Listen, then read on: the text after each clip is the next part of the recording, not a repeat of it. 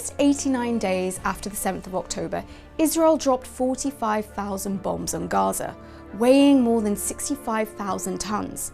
That's 505 bombs a day. Israel has been dropping 2,000-pound bombs on densely populated civilian areas in Gaza that leave behind craters over 40 feet wide.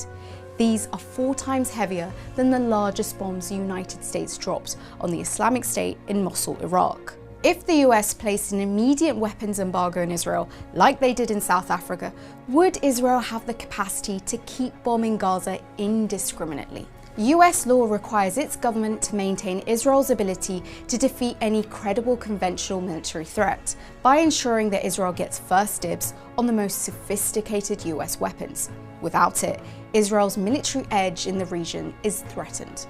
80% of Israel's weapon imports come from the US. Comparatively, Saudi Arabia is 62% and the UAE is 57%. Currently, Israel has one of the most powerful militaries in the world, with 169,500 active personnel and 465,000 reserves, more than 600 aircraft and 2,200 tanks. The relationship between the US and Israel has helped bolster Israel's military, and under US law, the United States ensures that Israel's military is the best in the Middle East. This commitment to Israel's qualitative military edge forms a central pillar of Israel's security strategy. Israel's army is strengthened by $3.8 billion in annual US military aid through the Foreign Military Financing Program. Israel must use this money to purchase US military equipment and purchases. A cut to this budget would put Israel in immediate danger.